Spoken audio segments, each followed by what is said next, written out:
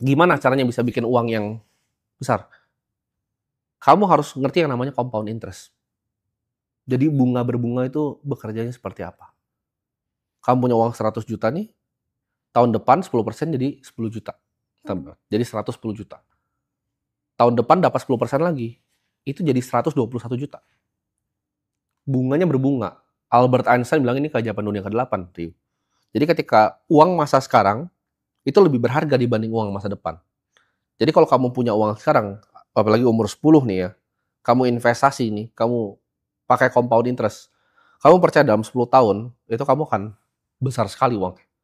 Dia kayak bola salju, jadi dari kecil jadi besar, jadi besar, jadi besar. Jadi jawabannya gini, kamu yakin nggak jamu kamu bisa grow 30% tahun ke tahun konsisten? Nah kalau kamu yakin itu, bisnis dulu. Tapi kalau kamu nggak yakin bisnis kamu tuh bisa 30% tahun ke tahun, kamu harus investasi uangnya. Oke kok. Kamu harus tahu kebijaksanaan antara kapan uangnya diputar lagi di bisnisnya dan kapan diinvestasi. Karena aku punya banyak teman-teman pengusaha nih yang tadi bisnisnya triliunan. Tapi begitu siklusnya kena, kayak tekstil, hancur kan? Barang dari Cina masuk banyak, dari Vietnam masuk banyak. Apa yang terjadi, Rio? Kerjanya seumur hidup tuh nggak jadi apa-apa. Hancur. Karena semuanya ditaruh di bisnisnya terus buat gedein bisnisnya. Ini menurut aku konsep yang salah, karena bisnis tuh nggak banyak yang tahan 20 tahun.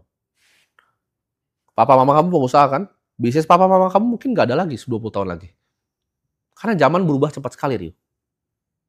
Jadi, aku bilang kalau aku jadi kamu, aku akan fokus tadi itu di kontennya. Uangnya semua aku investasiin karena kamu punya waktu. Kamu akan jauh lebih kaya kalau kamu lakuin itu. Sekarang nih umur 10, kamu compound terus sampai umur 30, dibanding kamu bikin jamu kamu jadi 100 cabang. Jauh sekali lebih kaya. Jauh banget. Oke. Nih, aku juga tertarik ya sama investment ya. Nah, aku mau invest ada 3 nih kok. Pertama di kripto. Kira-kira harus invest di exchange apa? Oke. Kalau di Indonesia, kita kan ada aturan nih, Rio. Di mana kita harus pakai exchanger yang terdaftar oleh kita punya otoritas jasa keuangan situ. Jadi kamu harus pakai exchange yang lokal gitu. Itu kamu bebas, kamu bisa pakai yang mana aja gitu. Aku juga punya exchange namanya Vlog.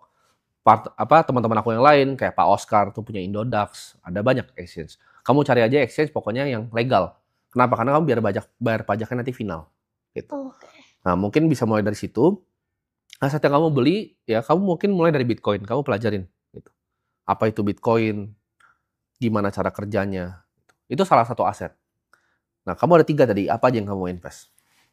Yang kedua nih kok, aku mau coba invest di emas.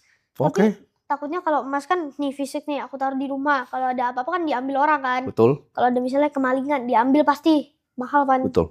Nah, tapi kan sekarang emas sudah bisa digital kan? Ya. Di mana tuh kok yang aman tuh harus belinya?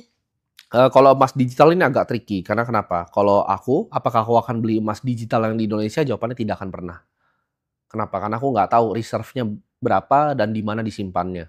Kalau aku mau beli emas yang digital, itu ini lebih kompleks, Rio. Kamu bisa mulai mungkin dari emas-emas antam dulu, yang fisik, kecil-kecil dulu.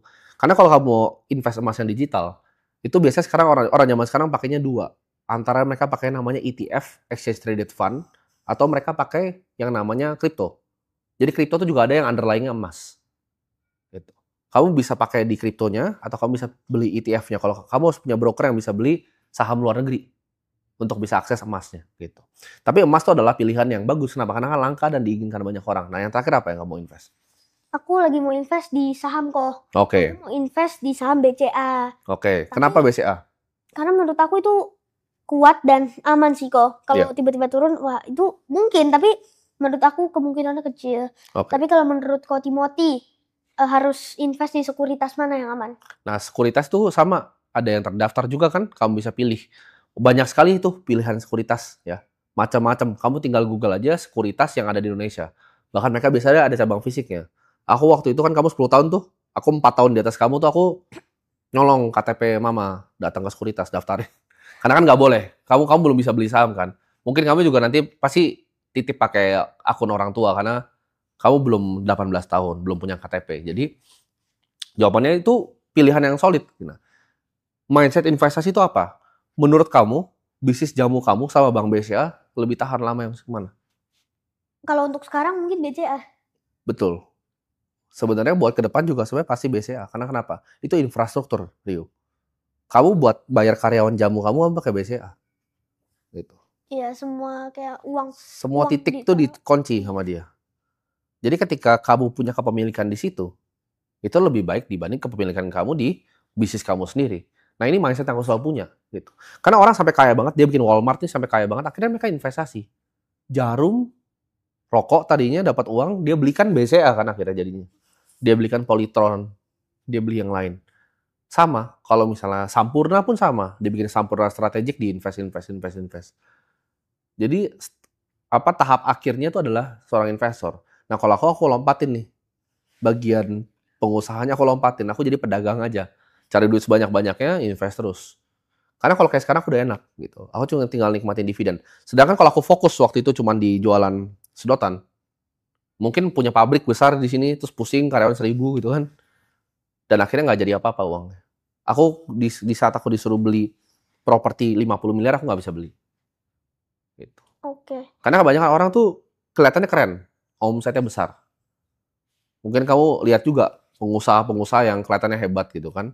Oh, omsetnya 100 miliar. Tapi ketika disuruh beli properti 50 miliar, mereka nggak bisa beli. Karena uangnya nggak liquid, Rio. Uangnya muter nyangkut gitu loh. Di bisnisnya nyangkut. Itu sesuatu yang aku nggak suka. Aku suka uangku tuh liquid semuanya. Gitu. Oh, oke. Kok ini terakhir aja deh dari aku ini. Kan Sabtu kemarin tuh kan Bitcoin sempat turun drastis crash ya. Gara-gara Donald Trump itu mengancam Cina bakal kenain 100% tarif kalau impor barang dari Amerika ke Cina kan. Dia Bitcoin crash. Jadi orang-orang pada jual, panik, cepet-cepet jual Bitcoinnya. Kriptonya, sorry. Menurut Ko Timothy, saat lagi crash turun gini, apakah waktu yang tepat untuk beli? Justru aset itu ketika turun, ketika orang pada panik, itu kesempatan. Ketika BCA orang lagi panik, lagi turun, itu adalah kesempatan. Gitu. Jadi, kalau kamu jadi seorang investor, kamu harus punya pikiran yang terbalik dibanding masyarakat luas. Kamu harus jadi, kita sebutnya kontrarian. Gitu. Jadi ketika ada orang, mereka pada panik nih, Rio. Lagi kebakaran jenggot semuanya, lagi panik, wah ini kripto turun, itu kita beli. Gitu. Covid, orang panik semua. Aku beliin tuh, BRI aku beliin, semua aku beliin. Jadi setiap kali orang panik,